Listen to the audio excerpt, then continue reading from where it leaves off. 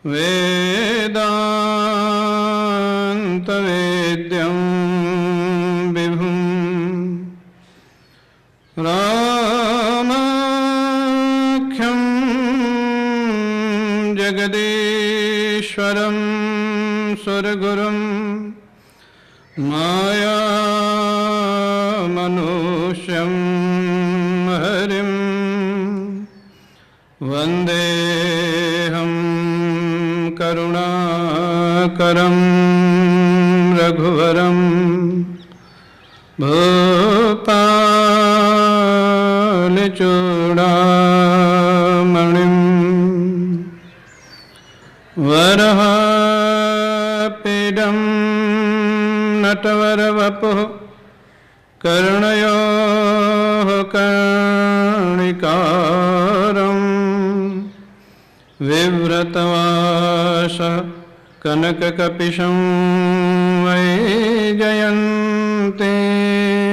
च मालाम्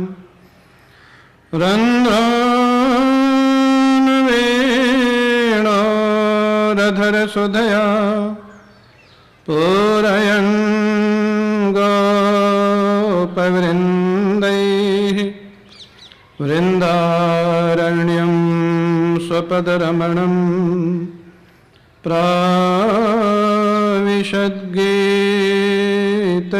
प्राविशद्गीतकीर्तिः सच्चिदानन्दरूपाय विश्वोत्पत्त्यादिहेतवे तापत्रयविनाशाय श्रीकृष्णाय वयं नुमः। यं प्रव्रजन्तमनुपेतमपेतकृत्यं द्वैपायनो विरहकातरया जुहाव पुत्रेति तन्मयतया तरवोऽभिनीदुः तं सर्वभूतहृदयं मुनिमानतोऽस्मि।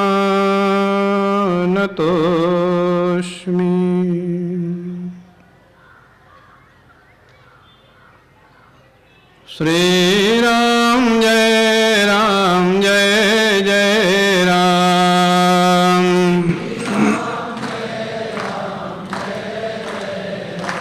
राम श्री राम जय जय राम।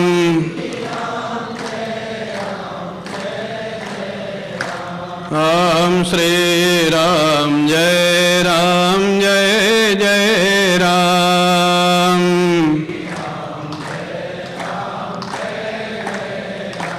राम श्री राम जय जय राम।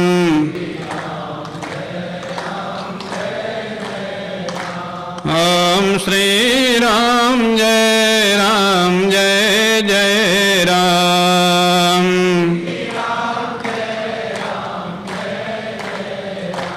राम श्री राम जय जय राम।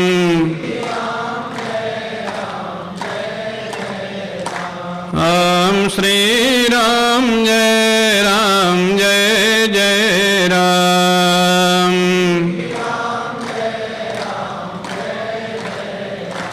बोलिए सियावर रामचंद्र भगवान की, श्री सद्गुरुदेव भगवान की। परम पूज्य प्रातः स्मरणीय श्री सद्गुरुदेव भगवान के श्री चरणारविंदों में साष्टांग प्रणाम। श्रद्धेय स्वामी श्री सर्वानंद जी महाराज, पूज्य महाराजा श्री जी के परम स्नेह भाजन समादरणीय श्री बिरला दंपति, आदरणीय श्री झुंझुनवाला जी, श्री दीक्षित जी, बाहेटी जी, समुपस्थित भगवत कथा अनुरागी सज्जनों, हम सभी लोग पुनः देवर्षि नारद के द्वारा जो रचित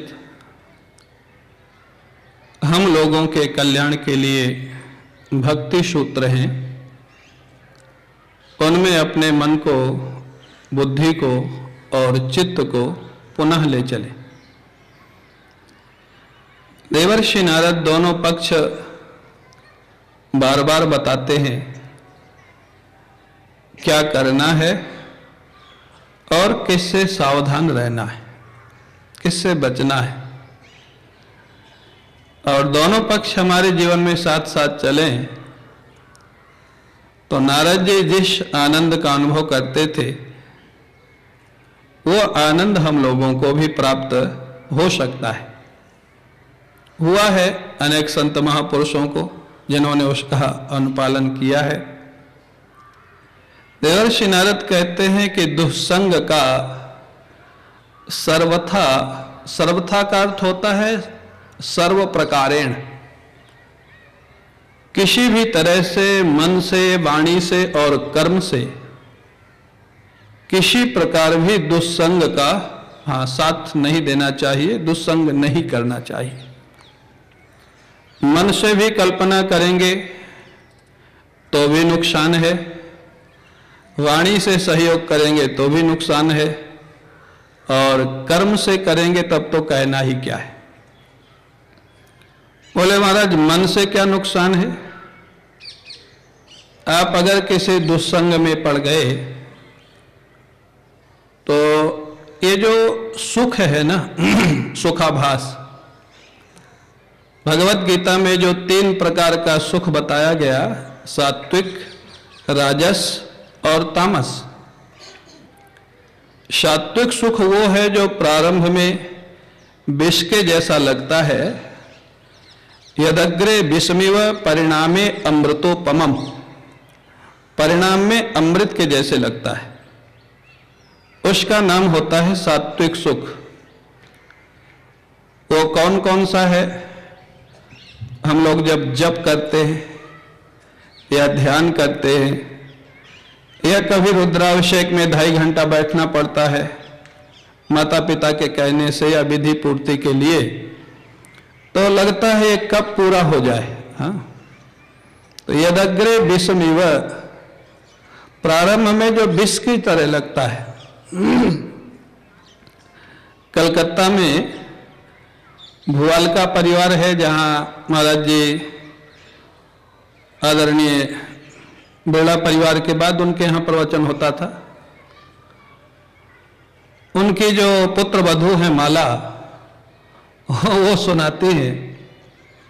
वो कहते हैं कि जब महाराज जी आते थे बिरला पार्क तो सासू जी के साथ उनको भी आना होता था, क्योंकि शीला जी का कहना था कि तुम भी चलो।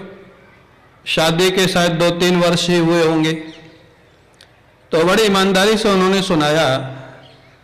बोले कि महाराज जी के आने के समय के 10-15 दिन पहले से हमको चिंता लग जाती थी कि अब हमको भी जाना पड़ेगा क्योंकि सासू जी बोलेंगे और जाने के लिए मना नहीं कर सकते। लेकिन आज वो स्वयं कहती हैं कि वो मेरे ऊपर कितना बड़ा उपकार किया हमारी सासू जी ने। महाराज जी का जो स्नेह मिला और आज महाराज जी के प्रति जो भाव है, इसका नाम है सात्विक सुख। यदग्रे विषमिव परिणामे अमृतोपम, परिणाम में जो अमृत के जैसे लगे, प्रारंभ में विष के जैसे लगे। तो जितना साधन भजन है और बचपन में, यहाँ तो कई माने युवा अवस्था या बच्चे भी बैठे हैं, खुशी की बात है। नहीं तो बचपन में अच्छा कहाँ लगता है, बैठना पड़ता है माता पिता के कहने से, बाद में उसका रस आता है, आनंद आता है। यह है सात्विक सुख। विषय इंद्रिय संयोगात यदग्रे अमृतोपमम परिणामे विषमिव, विषय इंद्रिय के संयोग से, माने जो विषयों का सुख है, जो प्रारंभ में अमृत के जैसे लगता है और परिणाम में विष के जैसे लगता है। ये आप सब लोग इसके अनुभवी हैं। वो चाहे पैसे का सुख हो, चाहे परिवार का सुख हो, चाहे मित्र का सुख हो, अगर ईश्वर से नहीं जुड़े, अंडरलाइन है, तो ये प्रारंभ में सब बहुत अच्छे लगते हैं। हाँ, पत्नी भी अच्छी लगती है, बेटा भी अच्छा लगता है, मित्र भी अच्छा लगता है, लेकिन एक दिन यही गले की फांस बन जाती है। हाँ, बन जाती है कि नहीं? हाँ या ना? हाँ, देखो सब लोग हाँ कह रहे हैं। तो कहने का अर्थ क्या है? भगवान श्री कृष्ण कहते हैं प्रारंभ में अमृत के जैसे लगता है, हाँ, और बाद में विष के जैसे लगता है, उसका नाम है राजसी सुख। और जो प्रारंभ में भी हाँ दुखदाई हुए और परिणाम में भी दुखदाई हुए, फिर भी थोड़ा सुखाभास हुए, उसका नाम है तामसी सुख। हाँ, जैसे शराब का सुख, हाँ, जब पीते हैं तब भी वो गला चीरते हुए चली जाती है, लीवर खराब करती है, हेल्थ खराब करती है। हाँ, जब नशे में होते हैं तब भी दुख, और जब नशा उतरता है तब भी दुख है कि नहीं भाई? हाँ या ना? हाँ? संकोच मत करो, इसका अर्थ नहीं है कि आप लेते होंगे। हाँ, तो कहने का अर्थ क्या? ये है तामसी सुख। लेकिन तामसी सुख क्यों कहा गया उसको? तो ये बड़ा मनोवैज्ञानिक रहस्य है भाई। शराब जब प्रारंभ में भी दुखदाई, बाद में भी दुखदाई, या राजसी सुख में दुनिया के संबंध प्रारंभ में सुखदाई, बाद में दुखदाई, तो सुख नहीं है तो सुख मिलता दिखता क्यों है? बोले सुखाभास है वहां। हाँ, सुख नहीं है, सुखाभास, आभास होता है। आभास माने छाया, और आभास का सीधा अर्थ समझे छाया।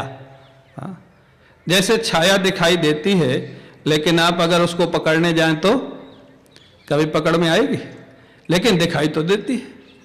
ऐसे दुनिया में सुख का आभास तो होता है, लेकिन कभी मिलता नहीं है। लेकिन वो आभास भी कब होता है? ये भी एक हाँ तथ्य अपने अध्यात्म का। वो सुख का आभास भी चाहे पैसे का हो, चाहे बेटे का हो, चाहे पत्नी का हो, वो तभी होगा जब आपका मन एकाग्र होगा। हाँ, और मन जब एकाग्र होता है तो होता क्या है? अंतःकरण जब एकाग्र हो जाता है, स्थिर हो जाता है, तो आत्मा का प्रतिबिंब अंतःकरण पे पड़ता है, दिखाई देता है। जैसे जल स्थिर होता है तो सूर्य का स्पष्ट प्रतिबिंब दिखाई देता है। जब हलचल होती है तो स्पष्ट दिखाई नहीं देता, प्रतिबिंब तो उस समय भी रहता है।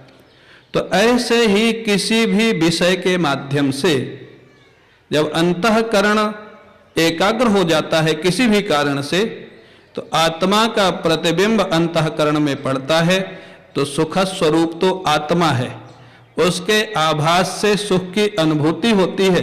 और हम लोग भ्रांति में पड़ जाते हैं कि अमुक वस्तु के कारण या अमुक व्यक्ति के कारण हमको सुख मिला, जो कि हमारी भ्रांति, जो कि हमको घुमाता है।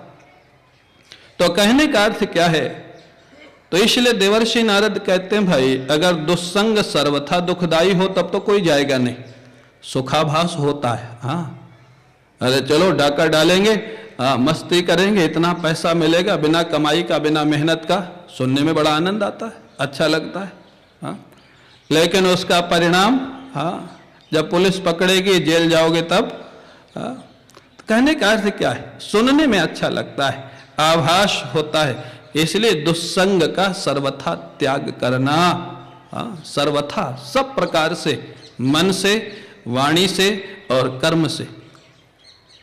बोले अगर मन से हो जाए तो क्या समस्या है? अगले सूत्र में देवर्षि नारद कहते हैं अगर मन से भी दुस्संग हो गया तो वो वाणी और क्रिया में पहुंच जाएगा। हाँ, ये उसकी परिणति है, अगर मन से भी दुस्संग हो गया।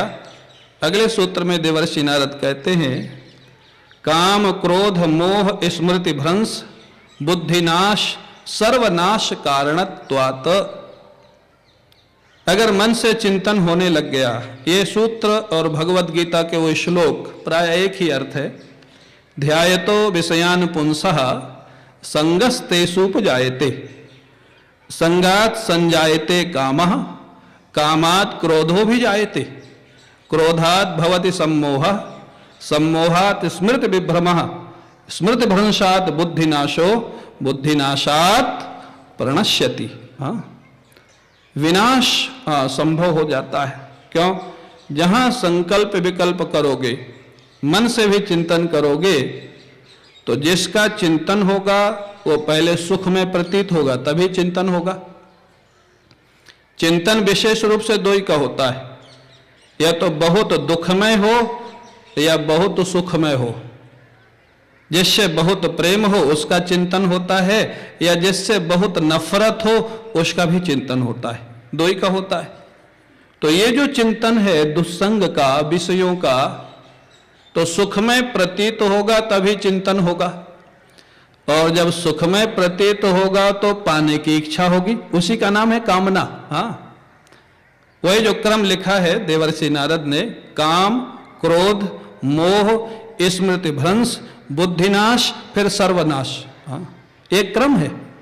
इसी क्रम से व्यक्ति पतन पे चला जाता है। जब सुख में प्रतीत होगा तो पाने की इच्छा होगी, उसी का नाम है काम। हाँ, काम जो लोक में प्रचलित है उसको भी काम बोलते हैं, लेकिन काम का अर्थ होता है कामना। हाँ, इच्छा। संसार के किसी भी वस्तु के पाने की इच्छा का नाम काम है। हाँ, कामना है। तो जो सुखमय प्रतीति होगी मन से दुस्संग के द्वारा, किसी ने आपकी बुद्धि में बैठाल दिया कि इसमें बड़ा आनंद है, तो जब वो बुद्धि में बैठ गया तो पाने की इच्छा होगी, माने कामना होगी, काम आ गया जीवन में। और उस कामना के अनुसार जब आप प्रयास करेंगे और उसमें अगर कोई व्यवधान डाल दिया तो फिर क्या आएगा? क्रोध आएगा। हाँ, काम एस क्रोध एस रजोगुण समुद्भवा, वो भी भगवत गीता में ही लिखा है। हाँ, क्रोध का मूल है काम। कई लोग कहते हैं महाराज हमको गुस्सा बहुत आता है, क्या करें? मैंने कहा गुस्से का कारण खत्म कर दो तो गुस्सा नहीं आएगा। हाँ? गुस्से का कारण दो ही होता है, जो तुम चाहते हो वो नहीं होता तो गुस्सा आता है, और जो चाहते हो वो नहीं हो पाता तो गुस्सा आता है, जो नहीं चाहते हो वो हो जाता तो गुस्सा आता है। माने तुम्हारे मन के विपरीत जब होता है तो क्रोध आता है, कामना के विपरीत। तो काम ऐसे क्रोध, और क्रोध का अर्थ क्या है? हमारे गुरु जी कहते थे क्रोध माने कम सुखम ऋणद्धि। हाँ, जो सुख को आवृत कर दे, अपने जीवन के आनंद को ढक दे, उसका नाम होता है क्रोध। हाँ, क्रोध। रोधयति, कम सुखम रोधयति अथवा ऋणद्धि इति क्रोधः, जो सुख को ढक दे। और महाराज जी कहते थे, और बात सच है, आपको जिस पर क्रोध आता है कई बार तो उसको पता भी नहीं होता है। हाँ? जिस पर आपको क्रोध आता है कई बार उसको पता भी नहीं होता है कि इसको मेरे ऊपर क्रोध आ रहा है। तो आप विचार करो उस क्रोध से नुकसान किसका हो रहा है? हाँ? हृदय किसका जल रहा है? जिसको आ रहा है उसका, या जिस पे आ रहा है उसका? हाँ? तुम्हारे सुख को ढक रहा है, तुम्हारे जीवन की शांति को आवृत कर रहा है। हाँ, क्रोध। और क्रोध का कारण क्या है? कामना। पूज्य राम सुखदास जी महाराज से एक बार किसी व्यक्ति ने पूछा, महाराज हमारा बेटा हमको बड़ा दुखी करता है, कोई बात नहीं मानता है, क्या करे? बड़ा सुंदर जवाब दिया। बोले बेटा बात नहीं मानता ये भी ठीक है, वो तुम्हारे दुख का निमित्त कारण है, लेकिन मूल कारण तुम्हारा बेटा नहीं है। मूल कारण माने उपादान कारण कह लें, मूल कारण कह लें। बोले मूल कारण उसके तुम ही हो। बोले वो कैसे महाराज? बोले जो तुम बेटा से चाहते हो कि तुम्हारी 100% बात माने, ये अपेक्षा ही तुमको क्रोध दिला रही है। हाँ? अगर वो अपेक्षा न रहे तो ठीक है, वो अपने घर और हम अपने घर। हाँ? तेरी मर्जी जो करे भलो बुरो संसार, नारायण तो बैठ के अपनो भवन बुहार। तो अपेक्षा, काम माने अपेक्षा, हमारी चाह वो हमको क्रोध दिलाती है। ये हमारे मन का नहीं किया तो हमको गुस्सा आ गया, क्रोध आ गया। और जहां क्रोध आया, हिरण्यकशिपु को क्रोध आया ना, शरीर कांप रहा था उसका, आंखें लाल थी। प्रहलाद जी बड़े विनय पूर्वक कहते हैं, पिताजी आपको बड़ा कष्ट हो रहा है, मेरा निवेदन है आप तलवार रख दीजिए और करताल ले लीजिए और मेरे साथ संकीर्तन में शामिल हो जाइए। आप देखिए, जिस पर क्रोध आ रहा है वो कितना शांत है, और जिसको क्रोध आ रहा है वो कितना परेशान, कितना दुखी है। तो दुष्संग से पहले आएगा काम, ये क्रम है। अगर आप कहीं भी दुष्संग में पड़ गए तो उसकी प्राप्ति की पहले चाह होगी, और चाह में जहां बाधा पड़ेगी वहां क्रोध आएगा।